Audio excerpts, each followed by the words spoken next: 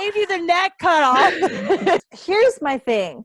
There are those who are going to hear their story in you. Maybe not necessarily the specific event that happened, but what happened after and how you feel after and the decisions you made after. So I wanted to just let you go because I wanted other people to hear their feelings in your story so they can, again, feel validated, know that they're not crazy.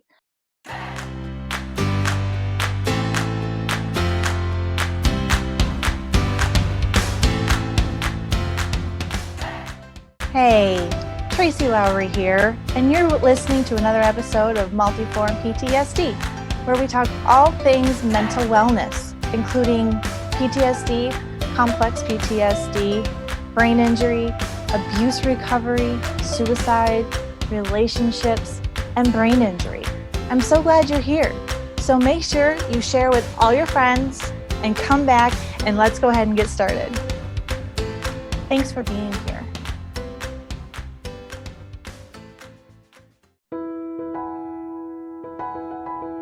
Hello again, I'm Tracy Lowry, and I am here to introduce to you a dear friend of mine. She's a new friend, but I can't wait to work with her more. She had me on her show, and now we're lucky enough to have her on our show. Her story is told beautifully and eloquently. You can feel the feelings. You can put yourself in her story so well, in fact, that you'll be able to hear and feel your story in her story.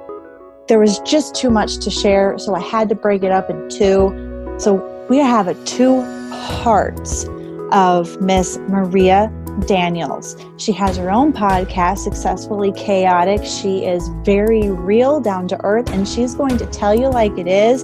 She's going to tell you her story in part 1. I'm going to let her tell you the story, but just to give you a little bit of a teaser, she's going to talk about some really tough things. She's going to talk about domestic abuse, sexual abuse, rape, multiple sexual traumas and assault, and she tells them with such grace. And you're definitely going to feel her story, which is important if you're going to be able to support others in maybe some of the things that they've dealt with. Part 2. You don't want to miss that one either, because in part 2, she's going to talk to us about how she handled these things. How on earth did she overcome these obstacles? How did she fix her relationship? How did she fix herself after failed relationships and divorces? How did she do it? That's so important to me to share that part of her story, because it's not just me that has been able to come on the other side after trauma, after trauma, after trauma. She's done it too, and I want you to hear her story to give you hope. She's an amazing woman. You're going to love her. Take it away, Maria Daniels. Thank you so much for being here. Hello. I'm so glad you're here. You know, and it's funny now, kind of looking back, it feels like a lifetime ago, and it really wasn't that long ago. And it was because it was early 2019. But Wow. I can remember the moment that I literally just said, I'm letting all this go. I can't, if I save the business, fine. If I don't save the business, fine. If the building gets taken, whatever. I just knew I couldn't deal with stuff, and I laid it all down. You know, I talk about this on my podcast too, that I explained that I felt like I was holding all these pieces together, and I was trying to wear this mask of perfection, that I had my life together, you know, because I had a business and I needed to work with business owners, and I can't go in there like a freaking hot mess saying, yeah, I can take care of your business, you know? Right. So I was trying to hold all these pieces of perfection together. And when I couldn't anymore and I let them go, it was so freeing. It was so freeing. I wasn't afraid of that. I wasn't afraid. Like, I didn't even care anymore. And, you know, I'm not saying you shouldn't care about anything, but the fact that I overly cared about everything, every second of every day, having that moment where I decided, I don't care. I don't care. All I care about is my kids and trying to heal myself, and whatever else happens, happens. The moment that I decided that started my healing, honestly. But even before I went to counseling, that was the moment that started it. And counseling was a big deal for me because never went to counseling because I didn't want to talk about my problems, and I didn't trust people. And I remember making these comments, well, freaking good does it do to sit there and tell people your problems and have people think they know you and tell you what you should do? You know what I mean? I remember making those statements all the time. So even the idea of knowing that I needed, because it's hard. It is, it's if you've got trust issues, to be able to trust somebody that you don't know. Tell your, yes. And there are counselors that's not going to be a fit for you. One of the counselors that I went to early on, me and my husband, we went to, she was super nice and I liked her as a person, but she made one statement to me that rubbed me the wrong way. It was during when we were having our really bad fights. And, my husband did raise his hand to me the first time, the last time ever, but he did because I hung up on him. And we had been to 2 counseling sessions before that. One of the things she had told me was, don't make him feel abandoned. Don't hang up on him, da, da, da, da. But when he called me, he was cussing me out and calling me all kinds of names. And that felt awful. So I hung up on him. He ended up kind of chasing me down, and it was not a good situation. And, whenever we talked to her about that later, her statement was to me, well, you shouldn't have hung up on him. And I'm thinking,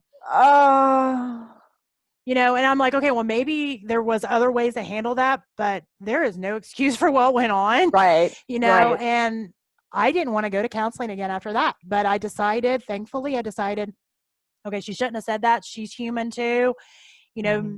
It's definitely not a good situation of trying to counsel us at that moment. Trust me.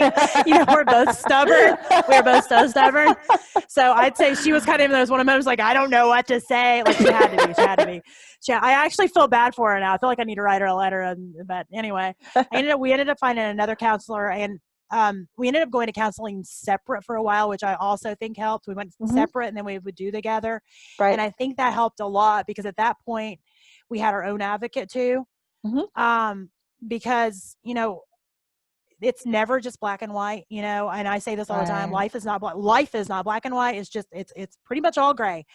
And, his perspective of how things went on wasn't the same as my perspective. Right. And, the biggest thing that I've kind of learned from all of this is I've learned that how much just life is perspective, honestly, because all the things that I've been through and all the ways that I've healed, all the anger that I had, I've been able to go back to that, the people that I was angry at, and try to look at it from another perspective of why they did what they did, why they said what they did, why they didn't say what they should have, whatever it was. And to be able to say, okay, yeah, well, that was, crappy, but shouldn't have happened. But I don't need to be angry about this anymore because they probably did not see it from that perspective. Right. And that's actually helped me a lot in my healing, honestly. And I feel now that I'm actually so thankful. This sounds silly when I say this. I'm so thankful for all the crap that happened. Yes, I wish I had my grandparents back. It's not like, that, but I'm thankful that I made the terrible decision of the consulting agreement in New York. I'm thankful that that was the catalyst of me, honestly, me saying that I was done with the relationship, because if not, I think our relationship would have continued in this, it wasn't that it was horrible all the time, but this toxic placating. We were just, it was a toxic placating type of environment of where, I just would try not to make him angry and he would try not to make me annoyed. And, it would just, it would kind of be one of these things, because I wouldn't say anything until I was so mad. And then when I was so mad, I'd say all the things, And so it was just like, it was not a healthy environment. But if I hadn't got to the point where I couldn't hold, all the pieces together of my fake perfect life, if I hadn't got to that point, I think I'd still be in the same place of being able to put on my fake mask at work and, be who I needed to be for my clients. Cause I could be who I needed to be for my clients, cause I didn't have to deal with the other junk, right? Right. The other junk stayed away. It wasn't in that world, but it was temporary. It was. And what I'm starting to find was the more, like, looking back again, the more stressful my personal life became, the more I would dig into work, and it was becoming an unhealthy balance. And I don't know where that would have led, because the more that I couldn't control my personal life, I would dig into my professional life because it felt easy to control. I could decide what I did. I could, you know what I mean? I didn't have to answer to anybody, and I just, it just became this, it would have been, I think, very, very bad dynamics if what happened hadn't happened. And, as much as it was, it was probably more traumatic than everything else together. You know, it really was, because it would all come crashing down at one time. Right. That I think it was, in retrospect, the best thing that ever could have happened. And that's what I try to tell people now whenever, you know, I end up talking to people, and I'm very real about, you know, people ask me questions about my story, and my husband knows I talk about our situation. And at first he was kind of nervous about what people would think. I actually am trying to get him to do an episode on my show, because I really Oh, that'd be think, awesome. I think it would help. There's a lot of men out Mhm. there that deal with anger, that deal with Mhm. abandonment issues, that deal with jealousy, that deal with PTSD, that deal with all these things, and they don't have a healthy grasp on why they do it. And Mhm. so they're just reacting. Right. And yes, it's wrong. It will never be right. That is not an excuse for it. And that's what I Right. say. And he even says that. He says that. Yeah. But he said it almost felt like a dream during it all. Like he felt like during that, he didn't even feel like it was him. It was like out of body almost, he said. Mhm. And Mhm. I think other men that are going through those things, and, you know, I think a lot of times they're honestly good people. They're good Right. people, but they're so broken and they don't know what to do about it. And I think, and that's what I've told him. I said, I know it's embarrassing to talk about, and I know you feel like a terrible person and, you know, all this kind of stuff. I said, but honestly, you know, I'm kind of a firm believer that, you know, it sounds terrible, but things happen for a reason a lot of times. And Right. even bad things, you know, you can Mhm. find the silver linings in the bad things. You know, I have Yes. counseled, I hate saying counseled, but I've coached, I guess, a lot of people who've been through, you know, sexual abuse and physical abuse and domestic, you know, abuse and Right. all those things, that I would not be able to talk to them from a place of understanding if I hadn't been through it. Mhm. You know, and as terrible as Yep. those experiences were, Right. I really honestly, and I said this to somebody the other day, and they kind of look at me, I was crazy. I honestly feel blessed in a lot of ways that I have that vision now, because I Mhm. wouldn't have had that vision if I hadn't gone through it. Mhm. That sounds silly. No, no, I'm right there with you. Right there So with you. it sounds silly to people that haven't been, you know, through it and then gone through the healing and come out the other side, to say I really feel blessed that I Exactly. experienced all that. But I do. It was terrible. It was, you know, I would never wish it upon anybody to have to experience Right. all that stuff. No. And it definitely caused a lot, like, I think we talk about like the sexual abuse and how horrible that is, but I don't think we talk about kind of the butterfly effect of things that go on. You know, I'm 40 years old, you know, so last year I was 39. you know the first time I was sexually abused, I was 15, and, you know, and then 16. And so, you know, that's been a long time ago when those things happened, but a lot of my decisions that I made were can be traced back to when that stuff occurred, because Right. I didn't feel in control. So I always tried to find control. I didn't feel worthy of actually being loved, and I didn't feel that I actually deserved the type of love a lot of people gave, because I was damaged, right? I was damaged, Mhm. and, you know, I was raised Southern Baptist, and I'm not knocking religion in any way, but a lot of the things that I was brought up thinking actually led to a lot of the ways that I felt. Um, because, and I actually ended up having one preacher that I had to write a letter to, per my counselor, because that affected me so badly. It was after I'd had my daughter, my first daughter. I had wanted to join the church, join the church, and I went. And, you know, my ex-husband was then my boyfriend. We were broke up at the time. I had this brand new little baby. You know, survivor of sexual abuse. He doesn't know all this stuff. He just knows that here I am, a sinner sitting in his office with a baby and not married. And I remember Right. him saying, you know, I don't know about you joining the church because you've got a baby out of wedlock. And I remember sitting there going, okay, that's not a big deal. You know, that's not a big deal. I get it. I understand. But really, I was completely crushed. I was Right. completely crushed. And I thought, okay, well, I'm not even good enough for God. Not even good enough for God.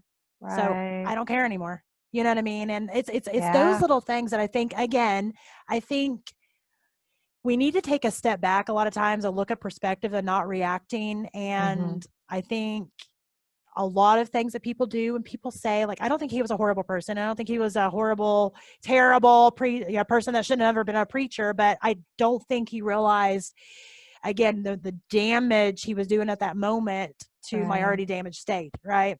Right. So, I mean, it's that kind of stuff that, you know, has helped me understand how to talk to people, and how to work with people. And I've become almost like a mediator, honestly, in a lot of ways with people, because I have the inability to actually see things only one sided, which I looked at as a negative for so long. But I'll come into situations, whether it's I do it in professional settings, and I do in personal settings as well, to kind of look at it from a perspective view and say, I think they're seeing it like this because of this, and I think this person's seeing it like this because of this. And again, I don't think I would have the ability to do that if I hadn't been through the stuff I've been through and kind of come out on the other side of it.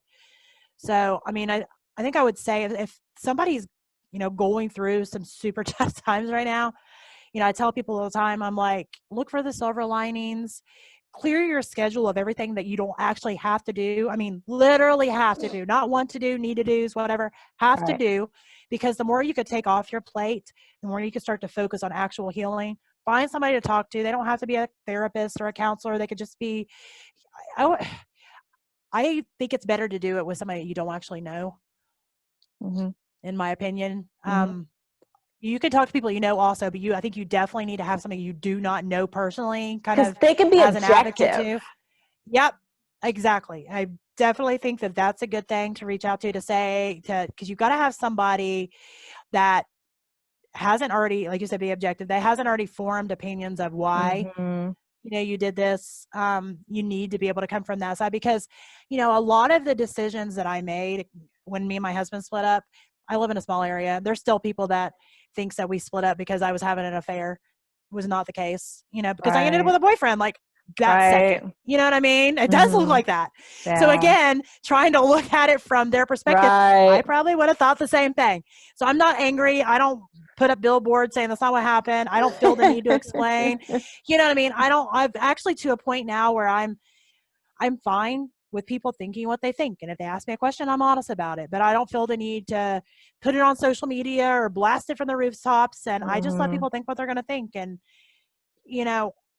I don't down my husband on it. I don't, feel the need to do all those things. We've just decided that we talk about it as it comes up. We're honest as it comes up. And the rest of the people, let them think what they want to think. And I think that that's another reason why finding somebody to talk to that's not in your typical circle is good. Because if I was to talk to some of the people that maybe I'm not super close to that know the whole story, but that, I kind of know, that have their version of the story, they would already have their opinion of what probably had happened by the way it looked. That doesn't serve you well if you're trying to heal, right? I don't care what they think, people can think what they want to think. But if I was trying to heal, I don't want to go to somebody that's what their thought is, because their advice is going to be a little jaded, right? Skewed, yeah. Yeah. So, and that's really saying something for me to say that, because again, I was raised how you care a lot about what people think and you don't talk about things. So, to be able to say that now, that I don't care really what people think, let them think what they're going to think. I don't feel the need to explain myself about it. I think that, almost shows me how much I have healed, exactly what I was thinking. It does. It does. And I mean, and I think it takes, and it's not an overnight process. I mean, I'm sure that you can say it definitely, then there's no timeline on it. I mean, I know people that it takes them years and years and years and years and years. I'm kind of a get her done personality. And my counselor said that probably, kind of helped my process along. But, some people aren't. And I've been dealing with it for many, many, many, many, many, many years. So it almost was refreshing to have I don't want to say a reason, but like you mentioned at the beginning of the show, to get the diagnosis at first, I was like PTSD. And then she was like, well, it's PTSD. And I was just like, I remember thinking, never been in the military. That's what my husband has. I don't have that, Exactly. Yeah, I've got some problems, but it's not that, you know what I mean? Yeah. Yep. But, once I started reading about it, yes, it was like, okay, well, here is why. And I knew that, after me and my husband split, I ended up with a boyfriend. And the day that I woke up that I was like, I can't do this anymore. At that moment, I knew I had an unhealthy tendency with relationships. That had hit my head. I remember thinking, what am I doing? what the heck am I doing? I introduced him to my kids. You know, I remember all that kind of washed over me because, again, I'm not 20 something Right. anymore. Right. You know what I mean? And I'm like laying there. I'm like, what the freaking crap is wrong with me? And I mean, I knew that there wasn't a healthy, thing, but I didn't Uh-huh. realize it was CPTSD. I didn't realize it was codependency, Mm-hmm. all those things. So it was being able to hear that it was a little scary. Just because it's like, okay, well, I feel like I've got like this plastered on my head now. But at the same time, like you said, it was very validating that I Mm-hmm. wasn't actually crazy. Right? Right. I wasn't crazy. This had a Yeah. term, and if it had a term, there was a solution to fix it, right? Yeah. And because I think a lot of times we think that going to see a counselor is going to be something that is going to mar us and damage us and make us to where we hear like horror stories about it. And there are, There are horrors. Yeah. cases. Yeah, there are. There are. But I don't think it should hold somebody back from going and trying, because if it doesn't feel good, go find another Find counselor. another one. You Yep. know, Yep. and just keep doing it until it fits, because, Mm-hmm. I don't think there is a pre-selective set of, rules when finding somebody. And I wasn't even really one of those people that they had to have the necessary credentials. I didn't care what their credentials were. If they'd Right. sit and listen, they could give constructive advice. They could send me stuff to read, whatever. I don't care what school you went to, or if you went to school at all. I don't even care. I just want Right. somebody who, had the Gets talent it. Yes. and had the, yeah. And you, because I mean, I don't care if you went to a college and you read a bunch of stuff and they gave you a piece of paper saying you did it, or you just read it on your own and it just clicked. Mm-hmm. Fine, whatever. Just if Exactly. you're a fit If it for me, works. then yeah. So, and that's what I tell people now, and some people will come to me because, just for business coaching, and we'll end up working on our personal side. And I'll tell them, I'm like, I was a personal trainer for years. So, technically I've counseled a lot of people, but I'm not a counselor. Right. I'll say stuff like, I've Right. been through a lot of traumatic stuff. So, I probably can give you some like advice from my experiences, but I'm not a counselor, type of Right. thing. I don't have the you letters know, behind my name, no, do but not. yeah. So, but I mean,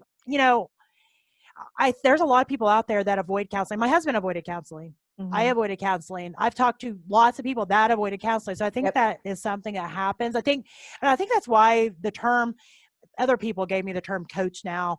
I used coach when I was like coaching soccer and stuff, but not like in this instance. But I think that's why they're more accepting of the term coach, because coach is like, okay, well, I have a coach, I have a life coach, or I have a business coach. And even though a Mm-hmm. lot of times you're still dealing with the same junk, when it behind the scenes, Right. I think it makes them feel a little better that they're not in counseling, right? They're not going Right. to therapist, type of thing, Right. because it Yep. still has that negative connotation to it in a lot of ways, which it Mm-hmm. shouldn't, but Right. sometimes it does. Right.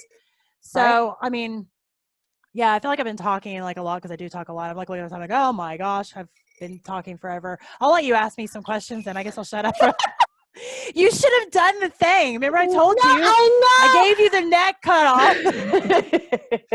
know. I No, pre-warned you that you did. this is how I, yeah. You did. So yeah. And but here's my thing is, as I'm listening to you, I'm hearing so many parts of my story in your story. Yeah. And that's why I just wanted to let you go, because there are those who are going to hear their story in you. Maybe not necessarily the specific event that happened, but what happened Yeah. after and how you feel after and the decisions you made after. I remember very specifically sitting next to one of my friends going, I don't even know who I am anymore. This is not me. Yeah. And I knew something was wrong, but I didn't know what. And I knew I was making some really unlikely decisions, but I didn't understand why. And so I wanted to just let you go, because I wanted other people to hear their feelings in your story, so they can, again, feel validated, know that they're not crazy, that when we get cut, we all bleed. It doesn't Yeah. matter if we get cut with a knife, or if we get shot with a gun, or if we just cut it with a paper. We get cut, we're going to bleed. And the same thing goes with emotional injuries. We get injured and our body's going to have a reaction to it. And they're all going to be similar, even though different things caused it. We're going to have similar reactions to it. And Yeah. so much of what you talked about, I hear across the board. so I wanted you to tell your story. I wanted that point of view, and that because you're so relatable and you're so open, and I appreciate that. The place that you've gotten to where, you know, you don't care what other people think. You don't, I mean, to an extent, the truth is the truth and you just don't care. And that you're able to look at maybe some of those who caused some of your trauma. You're not mad at them anymore. You're not out to get revenge anymore by writing your book. I totally did the same thing. Yeah. That shows a sign of healing. And I think, especially with PTSD diagnosis, and I'm a nurse, you know, you get that. And a lot of people will say, and you're going to deal with the effects of it all of your life. Yeah. And that can be very possible. But I also feel like there is a lot of healing that can happen, and your life can actually change for the better if you use it correctly. It can actually be to your favor. Like you said, you wouldn't be able to have the life you do now, the marriage you do now, because if you hadn't have had those experiences. So it's actually, And you're grateful for them. That's huge. yeah. That's a And sign I of, know, and it's possible. That's why I want people to hear is it's absolutely. possible. And I know for me, I think one of the biggest things to point out is if you would have asked anybody from the outside looking in, everybody thought we had like fairy tale marriage. Yes. You know, people were so shocked. They were just like so shocked that anything was going on. Mm-hmm. And I think that's why the affair thing was probably so much more believable, is because like that's the only way they could have, like, anybody can have an affair, right? Right. Anybody, you know what I mean? Right. So it's just kind of like, I think that's why that was so believable in their mind. But you know, everybody just thought I had it all together. Mm-hmm. Because it, from the outside looking in, I did. You know, I had a business that was doing great. I had a couple of businesses. You know, I've, you know, been in the wellness world since 2001, and I've had that business forever. You know, I trained. I was a, you know, integrative nutritionist. I was an herbalist. I was constantly teaching people, you know, how to do this and how to do that with a smile on my face, and you know, making the homemade this, and I make kombucha, and no. So, you know, I mean, I had that part of my life together, but that's only because I would hyper focus on something so I didn't have to focus on feeling anything. And that's what they didn't see. Right. You know, they didn't see that the reason that my resume is like stupid ridiculous, and I jumped from being a, you know, personal trainer, nutritionist, to owning, like, working marketing and being a CPR instructor and becoming an herbalist and deciding to get my PhD, as you know, which I'm working on now. Just all these things I would jump and do. It was because I was trying to find another outlet. Mm-hmm. You know, I was another outlet that I could focus on that would, yes, that's what it was. It was all about control, because I mean, I have kids and we all know that there ain't no controlling them. You know, I'm just surviving them. I'm surviving them. Make No, sure but I they needed don't die. something. Exactly. Yeah. But I needed something that I could feel like I was in control and that I felt like I was good at, because it validated me. And again, I learned this in counseling, that I think I do that because as a kid, every time, like, I was the oldest of four, so mom was so busy, but every time I do something amazingly good, I felt like I was getting noticed. And most of the time, mom felt like she didn't have to worry about me because I was so independent, and, you know, the rest of the kids were not as much. And, you know, so I think, to me, I felt like I was forgotten a lot unless I did something cool or amazing, or like excelled at something. And then I was like, oh, look at her, look what she did. And I, you know, got that pat on the back that I wanted. And so I constantly have chased after that my entire life. But unfortunately, again, I stepped out of school. I didn't even walk with my class. I got my GED. You know, and I went to college, but I couldn't afford it because all of a sudden I started having all these kids. So I got an unaccredited degree, because I didn't even know what that meant at the time. I did not come from a well-educated family. So I was just like, oh, this one's cheaper, I'm going to get it, you know. So technically, you know, I have degrees, but they're from an unaccredited school, which I don't care now. It's not a big deal to me now, but for the longest time it was almost like another place where I fell short. So I'd always try to find these things that I could do to be able to prove that I wasn't broken, that I wasn't worthless, that I wasn't marred and scarred and all these things that I felt on the inside. I was trying to outwardly prove it to the world that I wasn't like that. But the problem is the more that I tried to do that, the more empty I actually was becoming inside, because it was the longer I wasn't dealing with what was truly going on. And I think that is important to say, because I still have these people, even though my social media, I purposely put stuff on there that's not perfect on purpose now. Right. I still have people that'll say to me, well, you wouldn't understand because you got it all together. I'm like, okay, go to episode, or I'll say, go to, because I'm like, because I think we fall into this, like looking at people's Instagrams and, oh my gosh, it looks so great. And look how cute the kids look. And so I make sure, I put my cute pictures on there, but I also put the pictures where, my kids, got panties on outside because she refuses to get dressed, or, I put all this crap on there that's not the perfect curated stuff. Right. And I'll have people reach out to me going, we can help brand your channel. I don't want my channel branded. And it's funny because I'm in marketing. So branding is great to an extent, but I've decided my brand is the imperfect. Mm-hmm. Forget the shiny perfect, and that's great. It looks beautiful. There's nothing wrong with it. I'm not downing it in any way. I think it's great. I've just decided, for me, I don't care. And that's, it's funny because a lot of people are like, you're in marketing. Great. This is my brand. My brand is the imperfect hot mess. I'm plastering it up there just the way that it is. Love That's it. my brand.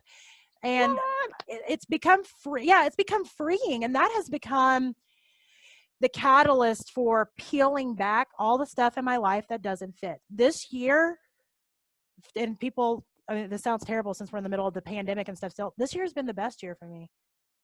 Good. It's been the best year for me. And it's because I feel healed. I feel whole. I feel that I am making decisions because I want to do them, not because I feel like I have to. I feel like my boundaries are established. I can say no if I don't want to do something. I don't feel bad about it. I might be like, I'm really sorry, I can't do it, whatever. But if it doesn't actually fit with my happy, which was what I say all the time, but fit with my happy, I'm sorry. And I know that sounds selfish and terrible if you've never been on the other side of it, where you drive yourself into the ground and you're a doormat. But I don't care if it sounds selfish, because I can never go back to that place again. Once you've healed, to figure out, and it might take some time. For me, it takes some time. Like, what are my boundaries? What does that feel like? Because I've never had them. Yes. I've never had them.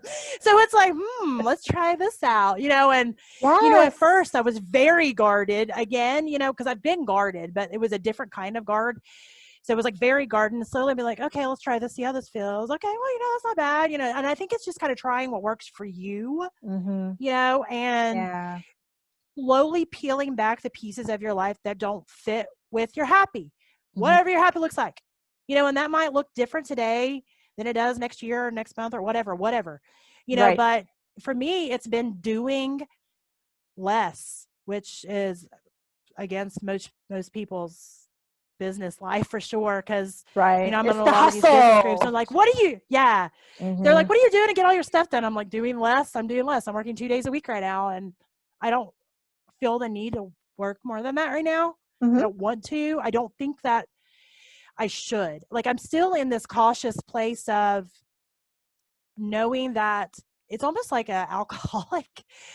Working was my drug of choice because it was what I chose as my control. That's what I chose instead of dealing with my junk. Right. And so I have to choose my work stuff carefully, just because, just like an alcoholic, it's easy to slide off that wagon again and not deal with my personal stuff anymore, because business is so much easier than junky personal stuff. So, and that's been more of what, my healing has looked like. I love it. I love it. And it is so real. And I feel so many parts of your story are very similar to mine. So it has to be similar to so many others. And I know I've heard so much of what you've said, and I say it too, like, people think I'm crazy. You're probably going to think I'm crazy, but this is how I feel. And there's so many of us going, oh yeah, that's how I feel too. Like, but we still feel like, I know this is probably crazy, and it's not crazy. And I think that's why we need more women like you out there talking about your story so clear and point blank and just authentic. I think we need more of that. If you could go back to your, 20 years ago, 30 years ago, no, probably not 30, 20 years ago, and talk to that person, what would you tell yourself then from what you know now? Ooh, that's a good one. Gosh, a lot of things. But I mean, yeah, the first thing I think I would tell myself is I don't owe anything to anybody. There's Mhm. nothing that I owe to anybody, no matter the things that went on in my life, the things that were done to me. That doesn't validate me to just give everything else away, whether it would be, again, sexually related things, or if it's just Mhm. time, Right. because there were so many times that I would want to say no because I didn't want to do something, but I would feel like I had to say yes. Mhm. Yeah, I could totally do that. And then I'm like freaking out because I don't have the hours in my day to actually do it. But, Right. I didn't I had an inability to say no to things that seemed good because I wanted to be good. Mhm. You know what I mean? I wanted to Mhm. be good. I wanted to be valuable. I wanted to be all those things. And I didn't feel that inside. And I kept thinking that I needed to earn it. You know what I mean? Mhm. And but I never could quite get to the mark I felt like I needed to get to. Right. So, I mean, I think I would tell myself that, you don't owe anything to anybody. You don't have to earn, your place in the world. You're here in the world for a reason. Things that happen to you do not define you. Right. you know Yep. you're able to establish your own boundaries. You're able to be like, I've always been a very independent person, but I felt so broken on the inside. I felt like I was living this lie all the time. And I think it's another thing that I think a lot of people fall into, that they think that if they're independent, then they can't be vulnerable. And if they're a positive person, then they can't have negative thoughts. And I think we fall Right. in these cliches, Yeah. and I think they're stupid. Yeah. So, because Absolutely. I consider myself a positive person, and sometimes I'm like, well, that sucks, because sometimes it sucks. Right. Just say it sucks. That doesn't make me a Yeah. negative person. That's me saying Right. that sucks. Stop roping everybody into the same thing. It's like, Mhm. I can like come from a place of talking to you about super deep emotional things, and I always joke around that I'm not a super emotional person, because that is not my, Go that is to. not, yeah, it's not the easiest place for me to go. Now, I Mm. am very empathic and I am very deep, and in the right circumstance, I can see and say the things that I need to see and say.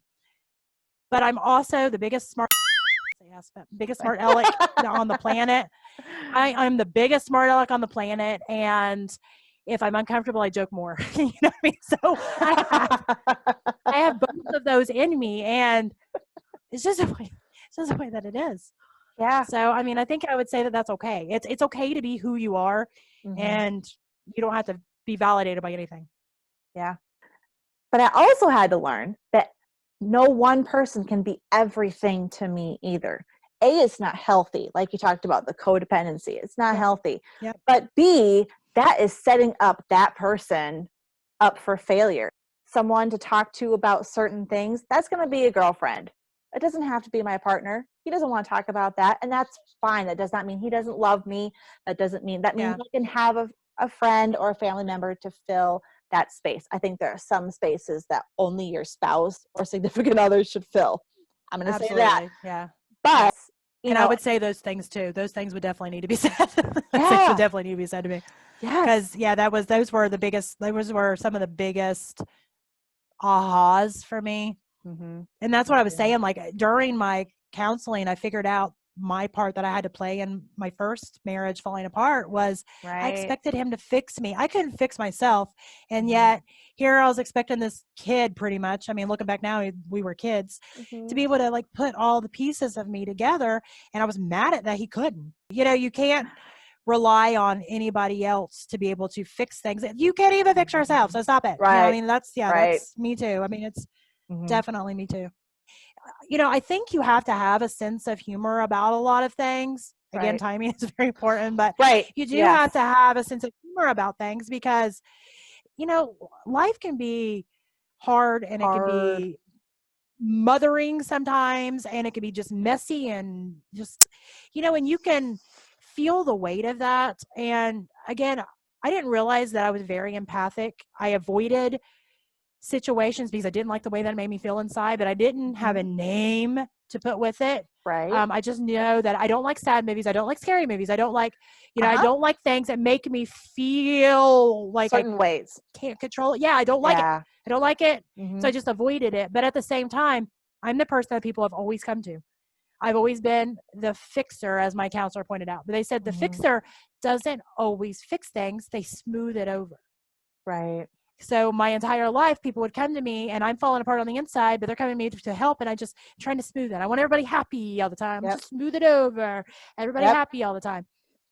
And it's not, again, it's not necessarily a bad thing. Those are good qualities, right. because people still come to me. I would want to fix everybody's junk, but it was really breaking me more every Right. time that I would help fix their junk, because I was still so broken. And again, I didn't have healthy boundaries established. So I would give my everything to try to placate them and make them, smooth everything over, even if it was damaging me. But the way that I do that is when I feel stressed out, humor is always my go-to. If I'm stressed out, humor is my go-to, because it's almost like rebooting myself. And I mentioned earlier that I'm an extroverted introvert.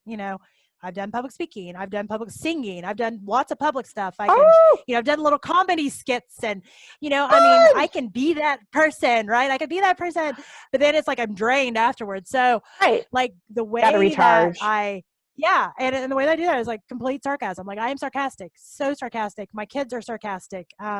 Even my child that's autistic is sarcastic, and it's funny. This is only funny because when he got diagnosed and they're like, the therapist is going over stuff and they're like, he won't understand sarcasm. I'm like, oh my gosh, this kid is screwed. He'll never understand the word I say. Yes, my entire side of the family, sarcasm is our language. That is the language. My whole family is like that. And I was like, this kid is completely screwed. He is completely screwed. But it's funny because early on I would have to, like, I'd say something and he'd be like, stiffed up, and I'd be like, buddy, it's sarcasm. And I just had to kind of define what sarcasm was. And it clicked with him. And now he's sarcasm. Yeah, he uses sarcasm a lot. He's sarcastic, and it's funny. Just because they were like, you wouldn't understand it, and he does. I mean, it was kind of like one of those survival skills that he had to possess, I guess, to get along. Like I said, I'm a nurse, and there'll be days where I worked in a very high intensity floor, and there would be days where like everything was just crumbling and falling apart, and we would all just be in this like high stress, intense moment. And I'll never forget, there was one time I was like basically running past the nurse's station, and I had to stop and pick something up first, and the desk clerk was like, Tracy, how do you still have a smile on your face? Like, your day has been a shit show, right? Like, how? And I was like, it's either laugh or cry. And exactly. Yeah. And so that was just that's how we survived. And you talk about sarcasm. People in the medical field, I feel like, have a really sick, twisted sense of humor, because we can pull humor out of a tragic situation, and that's our way of coping. Because when you're in that field, you don't have time to fall apart right then and there. You have to get in and keep your wits about you and focus and get the job done. Now, I can't tell you how many times I cried in the elevator going back down to my car, or after someone passed, I had to go in the bathroom or in the supply room and cry there, but I couldn't cry in the middle of doing CPR.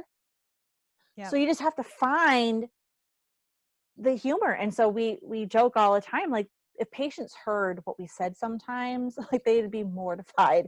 But it's how we save lives. It's a survival. Yeah. Yeah. And it's how we stay survival. Yeah. When you don't know what to do, if you make a joke out of it, somehow it seems better. There could be unhealthy versions of that I definitely have used, but there are also, it can be healthy. It's like our weaknesses are our strengths in excess.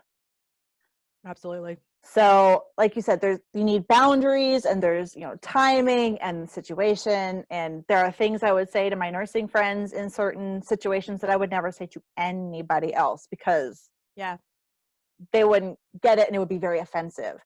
But I feel like, and maybe you agree, maybe you don't, because we have that, I think if we use it too much, we use it, like you said, to smooth things over, to Yep. make everything look pretty and happy and kind of skim the surface when underneath you're, with me, sometimes I'm fuming mad, or I'm Yeah. just so sad and depressed I can't stand it.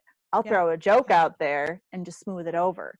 And yeah, that's Yeah. a great tool to use humor to try and cope through things. However, if you use it too much or in the wrong situations, it actually was part of my demise, because it was part of my Yep. everything's fine, I'm good, Yep. here's my fake, happy, perfect world. And Yep. inside, I'm dying inside. So It's the same here. we just Same have here. to be self-reflective. And you spoke of it earlier, and I want to kind of hone in on it again. There needs to be some quiet time. I feel like whether Absolutely. you're an introvert, extrovert, it might depend on how much of that you have or need, but I think everyone needs it, because when I'm meditating or when I'm praying or when I'm doing yoga and focusing on that, that is when I get my best ideas, and my intuition is Yep. at its finest. Like, that's when I get answers. That's when ideas flow. It's not when I'm rushing around doing 50 things at one time. It's Yep.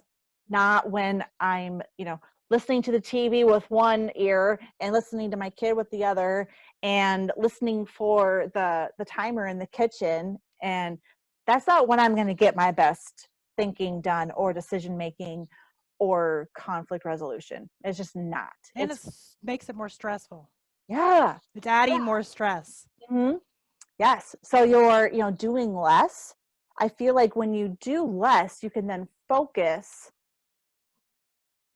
I think most women would say that we're multitasking. We're multitaskers. So we Mm-hmm. can do more than one thing at one time. But I think we all need to take time where we're not multitasking. If we can Right. focus on one, I try really hard that when I'm working and I'm all in. But then when my son comes home from school and, we're doing that, I try really hard to then be focused on him and what he needs. And then after he goes to bed, I try to focus on me. Like, what do I need? Do I need a funny show? Do I need to cry? Do I need to do I need to exercise? Whatever it is, I try to give each of those parts what they need at that time. Obviously, I'm not perfect at it all the time. I don't think anybody is, but I think so much, especially those of us who are moms, and I'm a single mom right now, it feels Mm-hmm. like everything's on me. Yep. And so it's like I have to do 50 things at once or I'm letting someone down. And Yep. really, it's if I'm not attentive to each part at a certain time, that's when I'm letting things down. If we have a car and it is a regular gas car, if you put diesel fuel into it, that car is not going to work well at all.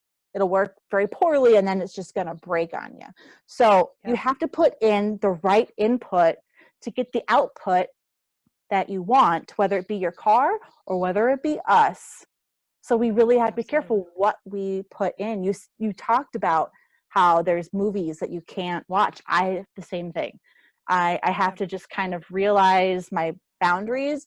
And even if I miss one, if one, hits me somewhere that I wasn't expecting, I can turn it off. I don't have to finish it. Yep.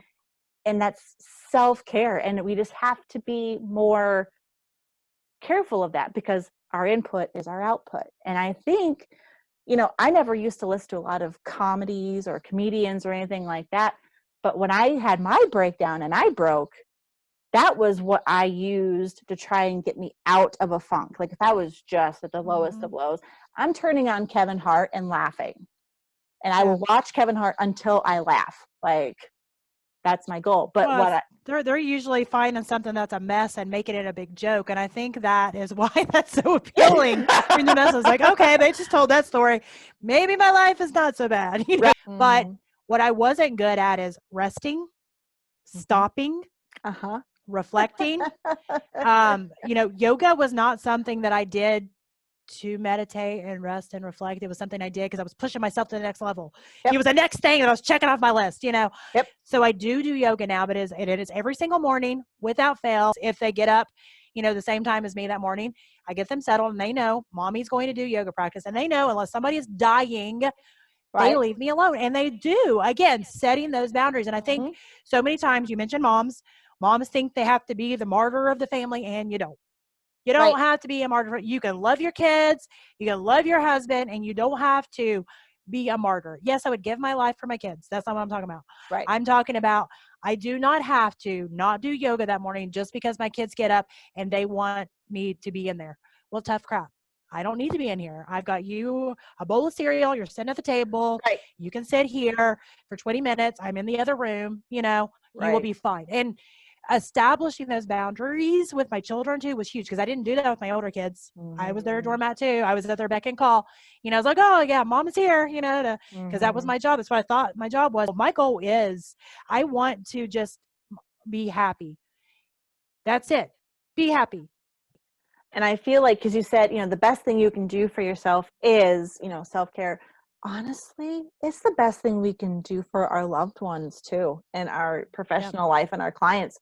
It's the best thing we can do for them too, is taking care of us, because then we are at our best. I know, if you have a bad night's sleep, especially if you have like 3 or 4 in a row bad night's sleep, I am not the best version of myself. I am not the best mom. I am not the best significant other. I am not the best child or whatever. But once you take the time to get your rest, make sure you're eating right, then you can be the best mom. And sometimes what I really, really, really would love to get out to moms, including myself, is by hurting yourself and giving yourself up 100% of the time for them, that does not equal love. Because I always felt, because my mom is the most selfless mother. I mean, she is a giver and a server to an amazing amount, and I love her. She is fantastic. But now that we're all out of the house and we all have our own families, she's like, I don't even know what I enjoy to do. Like, she doesn't even know where to go to find a hobby to get into. She That sounds like my mom. Yeah, she wants to serve. And that does not, and for the longest time, that's how my mom showed her love to me. So that's how I thought I had to show my love to others, was just giving my all and, not doing anything for me until everyone else was satisfied. Yeah, which most of the times never. So yeah, I was the same way. Exactly. Exactly. And that does not equal love in and of itself. Yes, service means love, but that doesn't mean you can't take care of yourself and still love other people. I don't want them to do that to themselves. I don't want my daughter being the martyr for Mark, which is her husband, and then being the martyr for Hensley, which is my granddaughter. And, I don't want her to be the martyr. She can have her own happy times and her own self-care and still be a, great wife, great mother. That you don't have to choose. And I think it was, that was wasn't the reason, it was a lot of my healing, but, that was another kind of reason that I was like, no, this is my boundaries. This is what I'm doing for myself. This is not selfish. This is the way that I'm teaching them. It's okay for them to do that too, because I don't want them to think that's what they have to do. Yes. And I set that example early on. I did. I never want them to think that they have to just give up their life. They have to give up what they want. They have to give up their boundaries because all of a sudden they have a family. No, you don't. And that was another reason that, I'm adamant about doing it now, because my youngest daughter is 3. It's funny because my granddaughter is 1 and my youngest daughter is 3. but they're only 2 years apart. So, yeah. So, but yeah, she'll see a different mom. My youngest daughter will see a different mom than my oldest daughter did, because I'm healed now. Unfortunately, my older kids didn't. They got to see the process, which they're their own lessons through that. Because again, I am 100% authentic with my children too. And I've actually had people say, you should not say that stuff to your kids. Why? Because they see bits and pieces, and it's worse if they can't put the dots together, to me. But I'm glad that my younger kids will get to have more of mom that's healed, because I do feel that I'm able to be myself now, and I feel that's always going to be the better way to be. Right. But I'm also a believer that there's a time and season for everything, and everything happens for a reason. And even if it sucks, it happened for a reason, so whether it's to learn or to grow or whatever.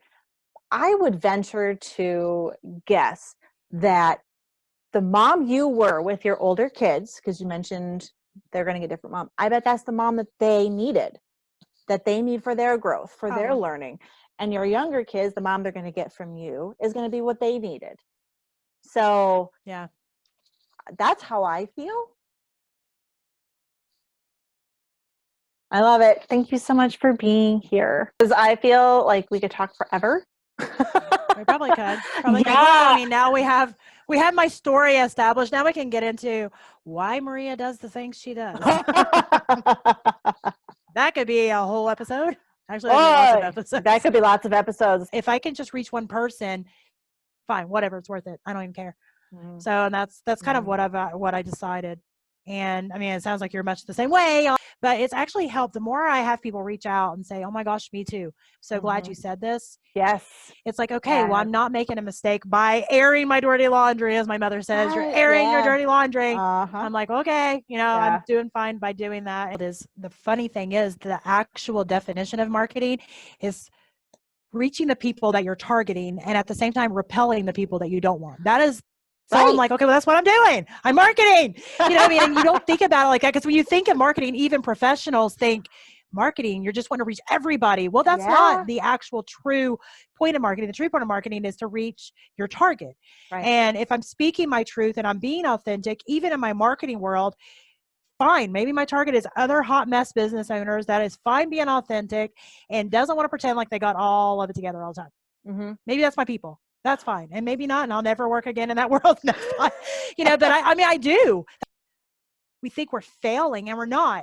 It's just that we haven't resigned ourselves to the fact that sometimes chaos just happens, and there's no avoiding it. And you just got to kind of try to define your own success in the midst of it. And that is literally why I do what I do. Literally why I do now. So. And you do it well, my friend. Hey, I just wanted to say before you go, thank you so much for being here. Thank you for sharing with your friends. Go ahead and make sure you subscribe, like, and follow us on all Multiform PTSD social media. I am Tracy Lowry. You can find me on Instagram, Facebook, and YouTube. And we will be here every Monday, ready to help you in your struggle. All right, I gotta go. See you next episode. Mic drop.